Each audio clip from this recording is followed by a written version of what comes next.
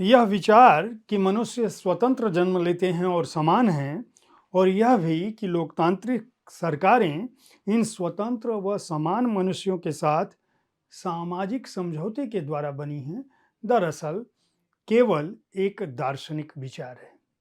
व्यवहारिकता के धरातल पर तमाम वादों, नारों और दावों के बावजूद यह हकीकत नहीं है। यह हकीकत है या नहीं है, इसके बारे में आप जहां भी हैं स्वयं विचार करें। नमस्कार, आप देख रहे हैं साहित्य तक के बुक कैफे का एक दिन एक किताब कार्यक्रम। मैं हूं जयप्रकाश पांडे। आज है गणतंत्र दिवस। गणतंत्र दिवस की ढेर सारी शुभकामनाएं। और इस अवसर पर मैं जिस पुस्तक के साथ उपस्थित हूं उसका नाम है भारतीय लोकतंत्र का कोरस। कुछ बिसरी बिखरी ध्वनियां। 26 जनवरी 1950 से 12 जून 1975 तक के कालखंड को यह पुस्तक अपने में दर्ज करती है, जिसके रचनाकार हैं प्रियंवद। प्रियंवद जाने माने कथाकार हैं, कहानीकार हैं, और उनकी अपनी व्याप्ति जो है, उनका जो रचना क्षेत्र है वह कथा संसार है। कानपुर में वे पैदा हुए। 5 उपन्यास, 3 कहानी संग्रह उनके प्रकाशित हो चुके हैं। इतिहास पर भी 3 चर्चित पुस्तकें आ चुकी हैं। बाल साहित्य की 4 पुस्तकें प्रकाशित हैं। बहुत सारी कृतियों का संपादन वे कर चुके हैं। कथेतर गद्य भी लिखते रहे हैं।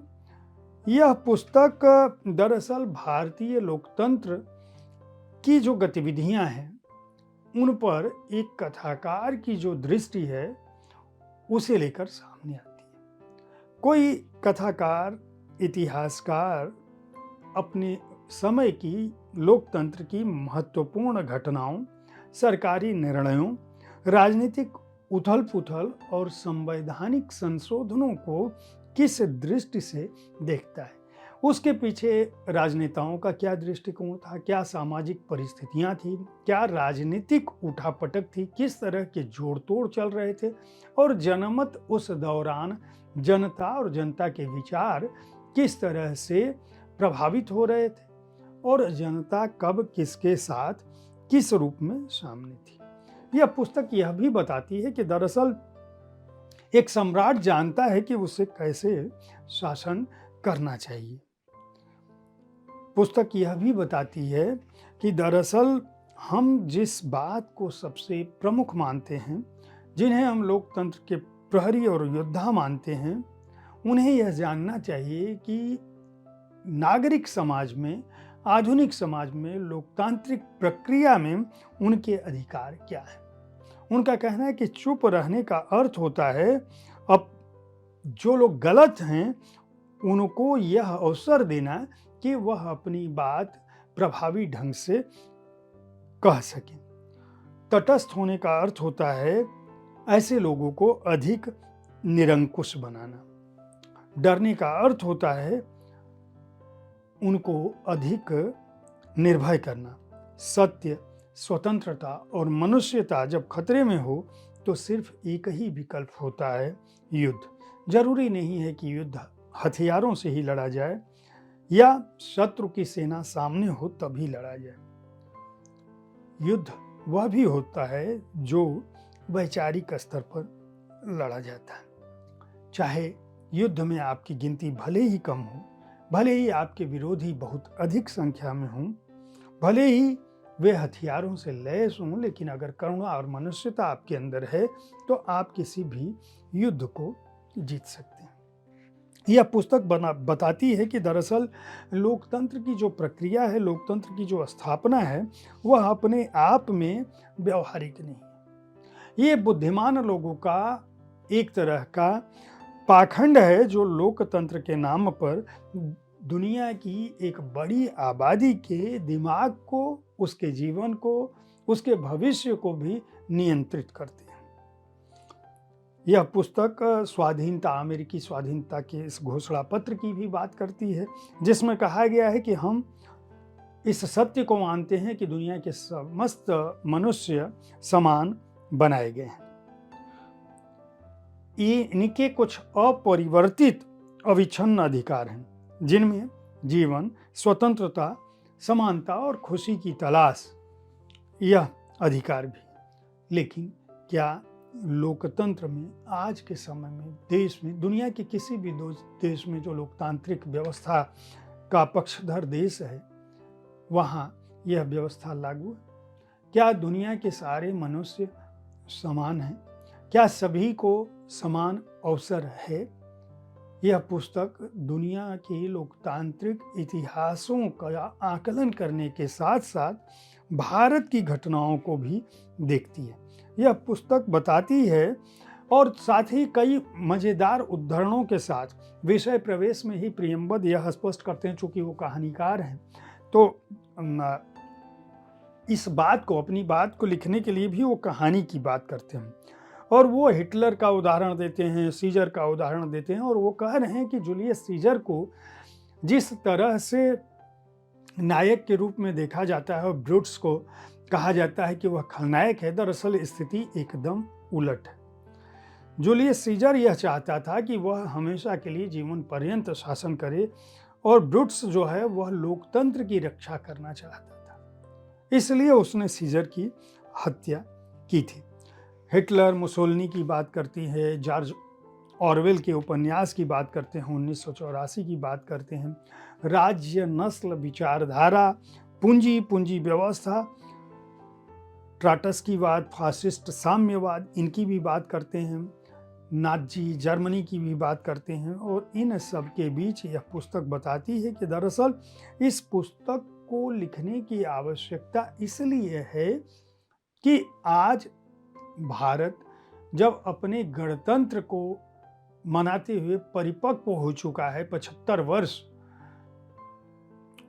हो चुके हैं भारत के गणतंत्र के, तब उसे यह समझना चाहिए, भारतीय गणतंत्र की बात कर रहा हूं, स्वतंत्रता की नहीं, इसलिए कंफ्यूज मत होइएगा, क्योंकि भारतीय गणतंत्र की जो स्थापना हम कहते हैं वह संविधान के लागू होने के बाद की है। भारत स्वतंत्र 15 अगस्त 1947 को भले ही हुआ हो, 26 जनवरी 1950 को जब हमने संविधान को आत्मार्पित किया, तब हम सही मायनों में एक संप्रभु राष्ट्र के रूप में स्थापित हुए। उससे पहले हमारी व्यवस्थाएं, हमें आज़ादी मिल चुकी थी, लेकिन हमारी व्यवस्था, हमारे अपने नियम, हमारे अपने कानून, हमारा अपना चयन नहीं था।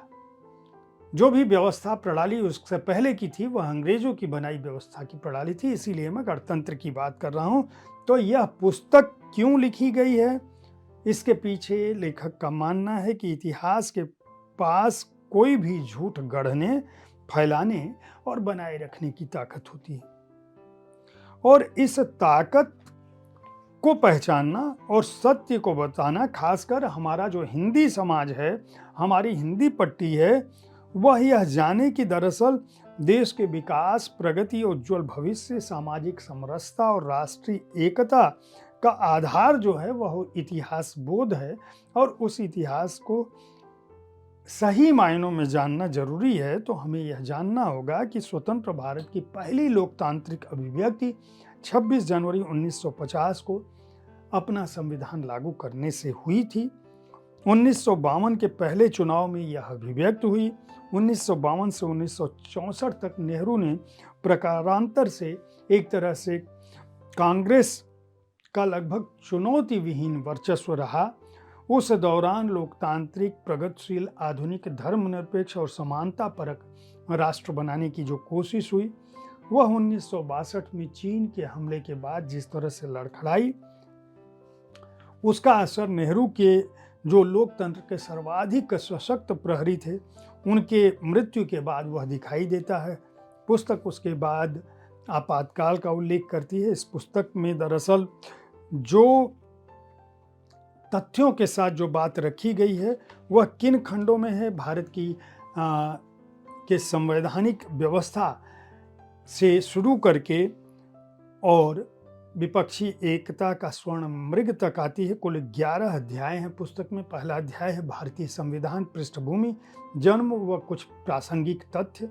पुस्तक बताती है किस तरह से भारतीय संविधान का निर्माण हुआ, किस तरह से दुनिया भर के संविधानों को, श्रेष्ठ राजनीतिक प्रणालियों का अध्ययन करके हमारे संविधान निर्माताओं ने लंबी बहसों के बाद इस व्यवस्था को लागू किया। स्वतंत्र भारत पर जो पहला आघात था चीनी आक्रमण, उसका पुस्तक विस्तार से उल्लेख करती है। इंदिरा गांधी के उत्थान का और नन्ही छोकरी से देश की नई आत्मा बनने तक की जो यात्रा है उनकी, उसका उल्लेख करती है। गूंगी गुड़िया से दुर्गा बनने का है। बांग्लादेश पर 2 अध्याय हैं, बांग्लादेश 1 और 2। संविधान संशोधन तानाशाही की तरफ पहला कदम, यह पुस्तक उसका करती है। कांग्रेस के विकल्प की तलाश और जयप्रकाश नारायण। छात्र आंदोलन और जेपी की संपूर्ण क्रांति और विपक्षी एकता का जो स्वर्ण मृग है, यह पुस्तक उसके बारे में भी बताती है। पुस्तक पंडित जवाहरलाल नेहरू पहला अध्याय जो है वो उनके इस विचार से शुरू करती है कि हम एक इस दौर के खत्म होने के किनारे पर हैं और शायद बहुत जल्दी एक नए युग की शुरुआत करेंगे। ऐसे में मेरा ध्यान भारत के महान अतीत की ओर जाता है, हिंदुस्तान के उस 5000 साल के इतिहास की बिल्कुल पहली सुबह से, जिसे करीब करीब इंसानी इतिहास की सुबह भी माना जाता है। आप समझ सकते हैं कि हमारे जो स्वप्न दृष्टा थे उनकी क्या स्थितियां थी। शेक्सपियर ने मनुष्य का नाश करने वाली प्रवृत्तियों में महत्वाकांक्षा को सबसे ऊपर माना था। यह एक और अध्याय की शुरुआत में प्रियम्बद लिखते हैं। प्रियम्बद की इस पुस्तक की सबसे बड़ी विशेषता यह है कि ये राजनीतिक उठापटक को, संवैधानिक गणित को भी कथा शैली में रखते हैं। यही इस कृति की विशेषता है, इस पुस्तक की विशेषता है, जो भारत के नीति निर्माताओं के स्वप्न, भारत की नीति, भारत की जो कार्यक्रम हैं, भारतीय सत्ता के इर्द गिर्द जो महत्वाकांक्षाएं हैं, जो राजनीति है, उसके जो विभिन्न स्वर हैं, उन सबको एक साथ रखती है। भारतीय गणतंत्र दिवस के अवसर पर इस पुस्तक का उल्लेख मैंने इसलिए किया कि अगर आप भारतीय राजनीति की उस सच्चाई को जानना चाहते हैं जो सही मायनों में यह बताने का प्रयास करती है कि हमारा महान राज्य, महान राष्ट्र 2026 तक किन रास्तों से चलकर आया है, 1950 के बाद, संविधान के लोकार्पित होने के बाद, तो इस पुस्तक को अवश्य खरीद कर पढ़ें। हालांकि इसमें 1975 तक की यात्रा केवल दर्ज है, लेकिन आपको उन बुनियाद का आभास अवश्य हो जाएगा जिसने कई रंग देखे, जिसने तानाशाही रंग भी देखा, जिसने राष्ट्र के उत्थान का भी रंग देखा, जिसने प्रगतिशील और स्वप्नदर्शी राष्ट्र निर्माताओं की सोच को भी अपने जीवन में अंगीकार किया। इस पुस्तक का आवरण भी उसी को ध्वनित करता है। पुस्तक के प्रकाशक हैं पेंगुइन रैंडम हाउस, पेंगुइन स्वदेश से यह पुस्तक प्रकाशित है, जिसका मूल्य 699 रुपये है। प्रियम्बद ने भारत विभाजन की अंतरकथा और भारतीय राजनीति के 2 आख्यान के बाद यह एक तीसरी पुस्तक भारतीय लोकतंत्र का कोरस लिखी है। उन्हें बहुत बहुत शुभकामनाएं, प्रकाशक को बहुत बहुत शुभकामनाएं। आप सभी को गणतंत्र दिवस शुभ हो। अपने को ज्ञानवान बनाएं, अपने को जागृत रखें, अपने को जागृत रखें और पुस्तकें खरीदते रहें, पुस्तकें पढ़ते रहें। भारत को, भारतीय गणराज्य को, भारतीय लोकतंत्र को यह चीज़ सशक्त करेगी, आपको तो सशक्त करेगी ही। एक बार फिर गणतंत्र दिवस की ढेर सारी शुभकामनाएं। बुक कैफे देखते रहें, पुस्तकें खरीदते रहें, इस कार्यक्रम के बारे में अपनी राय से अवगत कराते रहें। धन्यवाद।